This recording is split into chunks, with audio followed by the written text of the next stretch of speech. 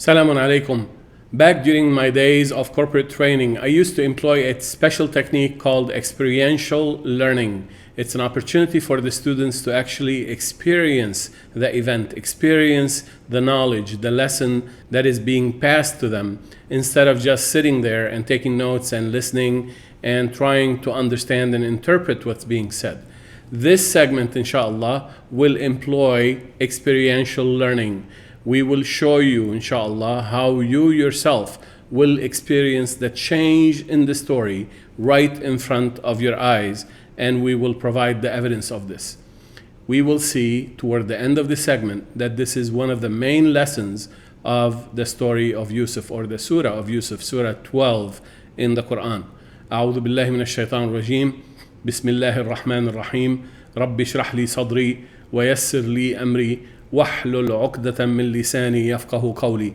This is part 8 of the story of Yūssuf. In this segment, we will provide the evidence that the siblings were the ones who initiated the sale of the younger brother into slavery. We will show you how this surah keeps unraveling new information and how the story keeps changing right in front of your eyes. Remember, this presentation is at the level of a graduate school course, so please take it seriously. There's a lot of material. Rewatch if you miss some aspects of it. Take a lot of notes. Keep track of your questions, because as we said before, the plot is getting thicker and more complex as we go deeper into the story and the surah of Yūssuf. In this segment, we will review a couple of aspects that we have not detailed fully before. We will also provide a new janah proving the intended slavery for the younger brother, and we will provide evidence that it was the brothers who actually initiated the plot to sell the younger brother into slavery, not Yūssuf. The original idea came from the siblings, not from Yūssuf. So when we read that Yūssuf asked them to bring their younger brother, it was only a response to something they're proposing or they have proposed. We're going to show this, and you're going to see how the story literally changes right in front of your eyes. And therefore, we're not introducing any new ayat in this segment. We're just catching up on some ayat that we have discussed before, and we're introducing new evidence based on the same ayat that we presented before. So let's start with some catching up.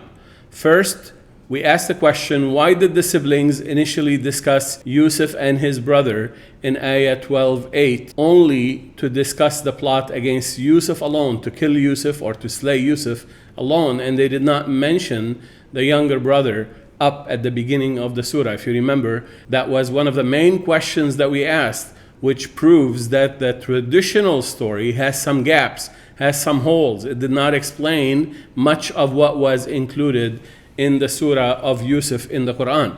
This is one of the important questions that we asked. How come the siblings were saying that Yūssuf and his brother are more favored by our father, and the very next ayah they're saying, kill Yūssuf? What about the other brother? It didn't mention anything about that. And of course, the traditional story didn't have an explanation for this shift. Is it a problem of the Quran, or is it a problem of their interpretation? Of course, the problem is with their interpretation. We're going to see how the Quran actually did provide an answer to this question, a very satisfying answer, a very clear answer, and we're going to see it right in front of our eyes. So the answer in Ayah 12:59, they were requested by Yūssuf to bring their younger brother, but it was a reply to something they offered. We're going to see this. So the different scenario, the different possible scenario is as follows. The above question tells us that it is possible that they were the ones who proposed the sale of the younger brother. How do we know this? Because in Ayah 12:8, they're lamenting that they believe that Yūssuf and his brother are more favored to their father. So therefore, right from the beginning, they had targeted both Yūssuf and his younger brother. Therefore, right there, the Quran is giving us a clue. The Quran is telling us they had put a crosshair, so to speak, on both of them, not just Yūssuf. So the above question tells us that it is possible that they were the ones who proposed the sale of the younger brother in the first place, and therefore Ayah 12:59 would only be Yūssuf's response to their offer. With Yūssuf, when they got rid of Yūssuf, the brothers sold him to an intermediary, sayyara as the Quran described it, a group of people in a caravan who came and picked up and completed the trade for Yūssuf. They turned around and sold him to someone in Misr. Now, with the younger brother, they wanted to sell him directly to someone in Misr, thus bypassing the middleman. How do we know this? Well, they had an opportunity. They came to Misr themselves and they figured out that, hey, if someone else can sell him in Misr, why not us? And we skip the middleman. Is this something they would do? You betcha. This is part of their character. This is very much in line with their character as we have seen so far. It's very congruent with what the Quran has told us about them so far. But is there any direct evidence to this, Dr. Hani? Yes, we're going to see. So let's go into some corrections for Ayah 1265. Remember, I'm providing you an experiential learning opportunity. So first, I gave you one interpretation, the interpretation that made sense, and now we're going to see additional detail that cause us to rethink and change the interpretation. So you're going to experience that change. You're going to experience that sunk cost bias and how you can overcome such a bias by throwing away something I had told you before in favor of something else I'm going to tell you right in this segment. So let's get going. So in Ayah 1265, the ayah goes, أعوذ بالله من الشيطان الرجيم ولما فتحوا متاعهم وجدوا بضاعتهم ردت إليهم قالوا يا أبانا ما نبغي هذه بضاعتنا ردت إلينا ونمير أهلنا ونحفظ أخانا ونزداد كيل بعير ذلك كيل يسير. And when they opened their chattel, they realized that they had been set up by Yūssuf and that their own treachery has been turned against them. I explained all of this in YT100, the prior part of this series. So they said, our father, talking to Yaqub, we deceive you not anymore. In other words, we confess, we just give up, we have made a mistake and we told a lie. This, we confess, is our stock in trade. Of course, they had told him before that their stock in trade was confiscated and that their trade, meaning what they bought, was not given to them. They were not allowed to take what they bought in exchange for their stock in trade. So they lost their stock in trade and they lost the trade, meaning what they bought. Remember, al-kayl, which we saw in Ayah 63, means what they bought. This is an important aspect of al-hukm, the linguistic discernment that the Quran is using in this surah, in this story. So al-kayl, this word right here, and the one we saw in 63 refers to what they bought, something they get in exchange for their stock in trade. So now we continue. So they said, it has been returned to us, meaning their stock in trade. Remember, Yūssuf had hid their stock in trade in their personal private chattel, meaning their carry-on luggage, so to speak. And yet, if you trust us to allow us to go to trade in Misr again, using this same stock in trade, and this time with our younger brother, we shall bring food for our household this time, which they failed to do after returning from their first trip. They continued, and we shall safeguard our brother, and we said that was Yūssuf, which is indicated by something we explained in YT100, which was everyone knew, or at least strongly suspected, that Yūssuf was alive. So therefore, they're making a promise that they would do something to cause Yūssuf to return safely to his father. And then we said everything in yellow is something they said in private, and that was explaining their plot. Their plot is to increase their profit by trading the younger brother. Now, we did not give a clear evidence when we presented this, but the overall context clearly explains, as we showed in YT100 and YT99, that this is exactly what they were doing. Now, in today's segment, we're changing the translation a little bit and we're introducing additional information. And therefore, so the translation is going to become more relevant to how we understand the story, which is they were plotting to get rid of the younger brother. They have been plotting ever since Ayah 8 that we saw at the beginning of the surah. But here, now there's something else going on, and watch. You need to pay attention, and this is how treacherous sometimes the Quranic language is if you're not paying attention, if you are oblivious to it. So what we said before is, we shall increase our trade by a camel's load. Now, in this segment, we're changing that interpretation. We're adding more semantics, and there is justification, and I'm going to give you the exact evidence for this.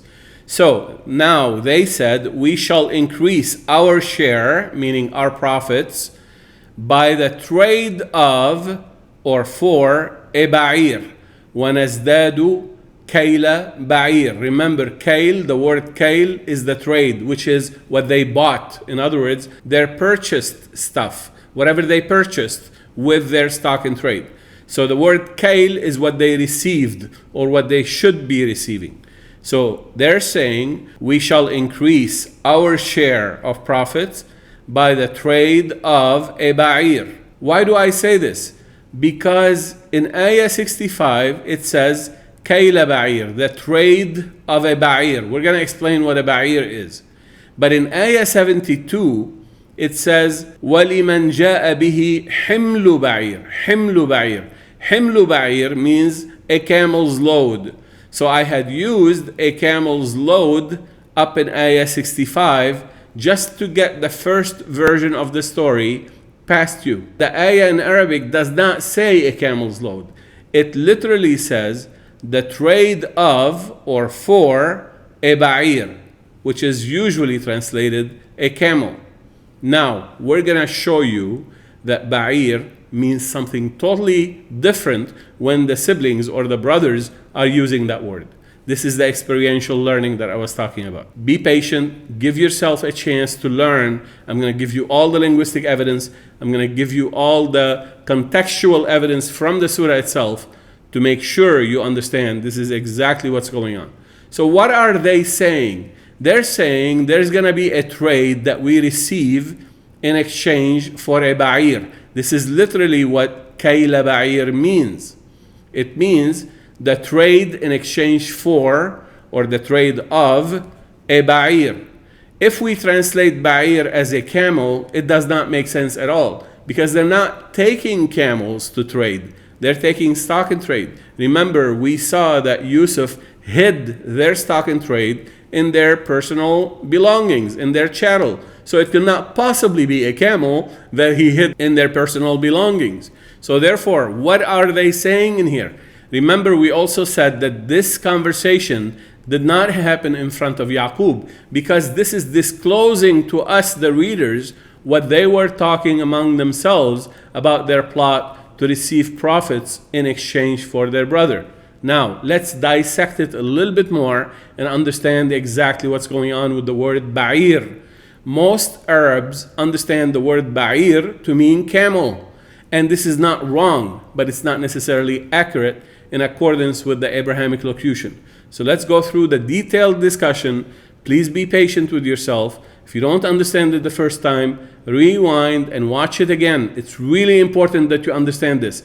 This confirms many of the aspects of what we discussed in segment YT93, which discussed the Abrahamic locution and the Millat Ibrahim and all of these details that we talked about, the foundational aspects of the methodology that we're following. So, what's going on with the ba'īr? What does the word ba'īr really mean? The word ba'īr is derived from the verb or the root ba'ara, which is also used to produce the word ba'ra or ba'ratun. The word ba'ratun literally means excrement of cattle or livestock that is actually on the ground and gets crusty and sort of dried up, and the cattle and the animals walk on it. The additional detail that we need to know here is that a camel is called a ba'īr when it steps on this dried up excrement and kicks it up as it's walking. So therefore, as it's walking, if it walks and kicks up these excrements, these dried up excrements, it becomes a ba'īr. This is an image that the Arabs used to refer to the camel. But the original meaning of the word is not the camel itself. It is a special behavior of a certain camel, or in general the camels that do this type of behavior. They kick up the dried up excrements as they walking, and therefore BaƐīr. How do we know this? The word BaƐīr, meaning camel, is based on the morpheme fa'il, which is in this case an active participle. Why?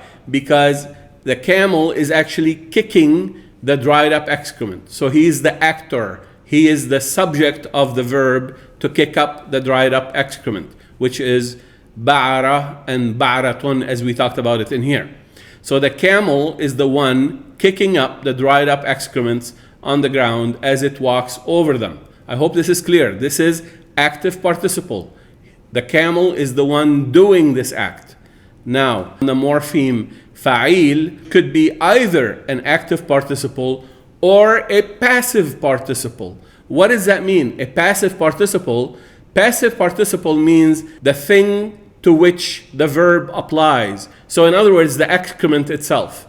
So when the camel is kicking up the excrement, it is referred to as BaƐīr, the active participle, but the thing that's being kicked up also is referred to as BaƐīr in accordance with the morpheme fa'il. How do we know this? Is there an example, Dr. Hani?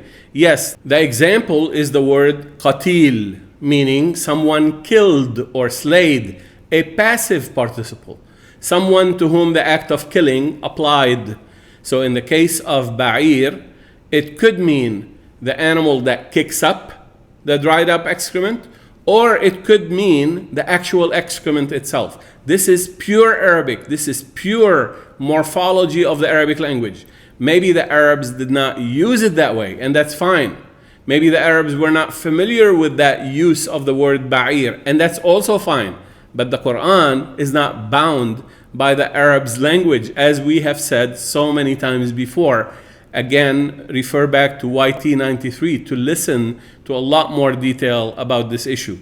And thus, BaƐīr could also mean literally the excrement that is kicked, the passive participle, just like the word qatil, the one who is being killed or who is killed. So as I said, this is very much Arabic in the sense that it is consonanted. It is based on pure morphology of the Arabic language. The Arabic language allows for this use, and it is legitimate, and it is very much acceptable according to the morphology of the Arabic language, the original Arabic language.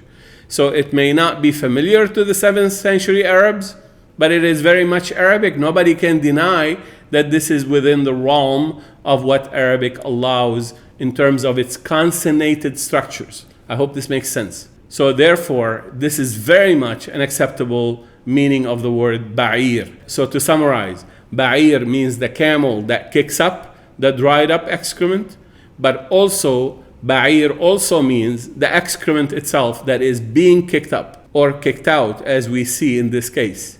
So let's apply this knowledge to Ayah 1265.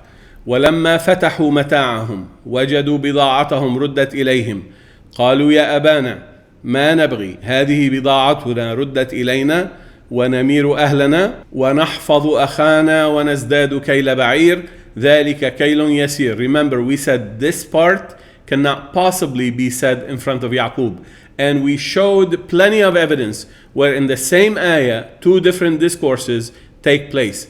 And this is part of the concealment that Allah subhanahu wa ta'ala utilized in the recounting of the stories, so that we have to work hard to really extract this knowledge. It is not going to come easy to someone who is not paying attention, who is oblivious, who takes it lightly, who thinks the Quran is for 4th graders. It's not for those types of people. The Quran requires a lot of due diligence and really paying very close attention. And we proved in prior segments that this part in here cannot possibly be stated in front of Yaqub. So what they're saying, remember, these are their words. These are not the words of the narrator, Allah subhanahu wa ta'ala. These are their words. Allah is telling us what they were saying among themselves in private. So this is what they're saying. We shall increase our share, meaning our profits, by the trade of a kicked up, dried up excrement. Who are they referring to? They're referring to the younger brother. which is, as we showed already, part of the discussion that has already taken place with Yūssuf.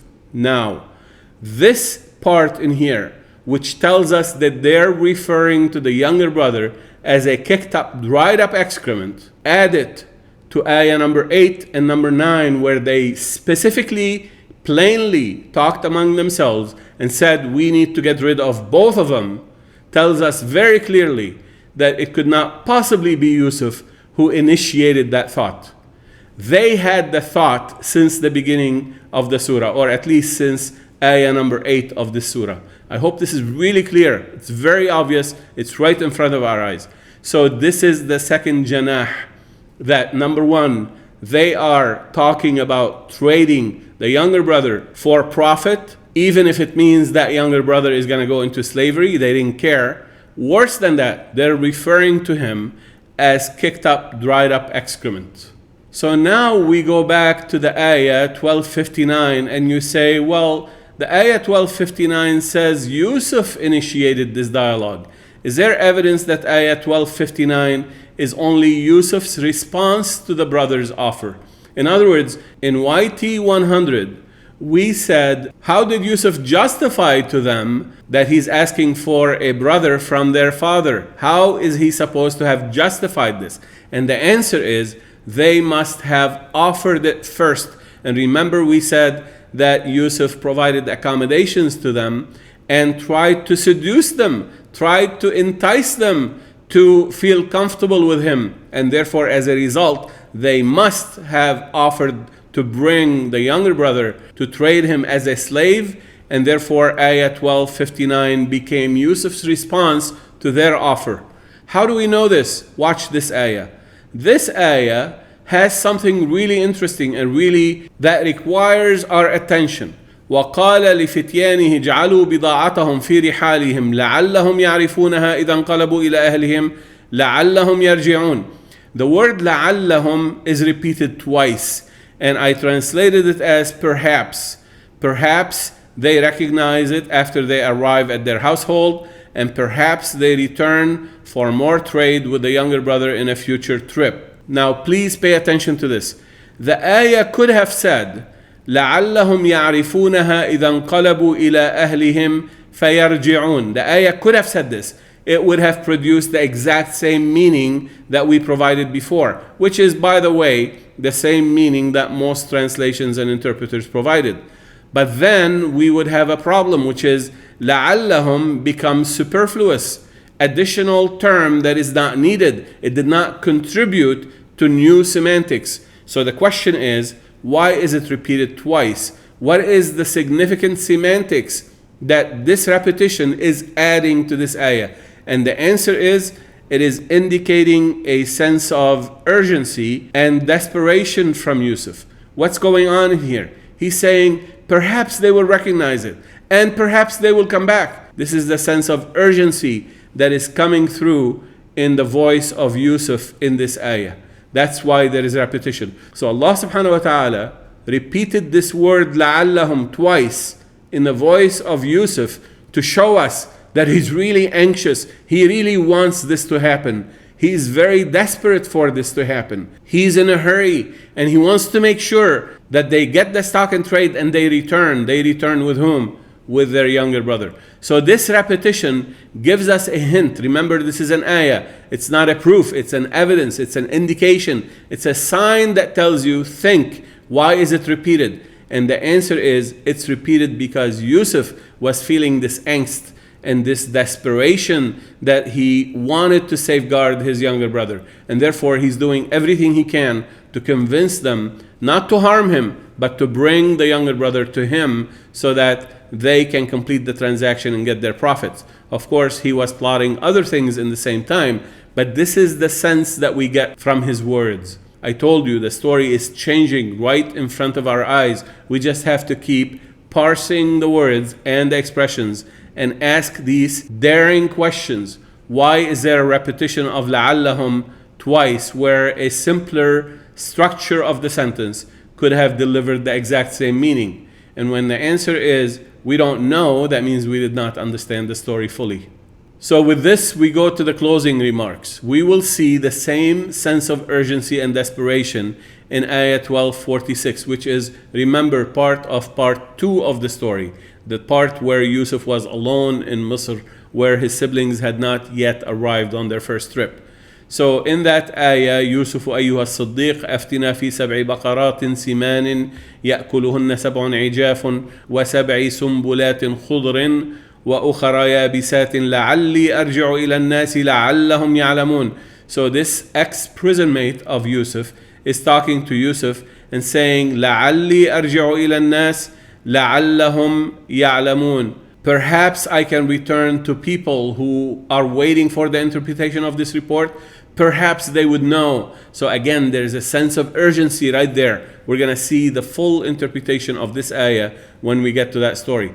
So this is not a coincidence. Allah subhanahu wa ta'ala is telling us this is a bayina. Learn and pay attention. He repeated it twice in the same surah, in 2 different places, of course, 2 different sub-scenes of the surah, of the story, to tell us this is important, pay attention to it. And I just showed you the interpretation of this bayina. The bayina indicates that there is some urgency, something important that needs to happen as a result of Yūssuf interpreting this report. And in the case of Ayah 59, in the case of the brothers returning to complete their second trip and do the trade with the younger brother. So as you see, the surah is constantly training us to resist the sunk cost bias. I hope you've experienced it. You've experienced how I convinced you of one version of the story in YT100, and now I'm forcing you to rethink whether or not the first interpretation is correct, to give it up, to unlearn what you thought you understood in favor of a better understanding, a more comprehensive understanding, an understanding that takes in consideration everything, every word, every letter that Allah subhanahu wa ta'ala included in this story. Now, if you master the interpretation of this surah, I promise you, you will never be the same person again. There are some events in your life, some stories you hear, or some knowledge you acquire that changes you. This surah will change you, and you will never be the same person again. I wish all Muslims had the opportunity to learn the true nature and the true beauty of this surah, and we did not waste the last 1400 years following the trails of the ba'udah and those who misled us by teaching us the wrong interpretation of the Quranic story of Yūssuf. I ask Allah subhanahu wa ta'ala to help us and guide us, continue this journey so that we can continue the Quran correctly. And with this, we come to the conclusion of this segment. Alhamdulillah alladhi hadana lihada wa ma kunna linahtadiya lawla an hadana Allah. Laqad ja'at rusul rabbina bil haqq. Thank you very much for watching. Assalamu alaikum.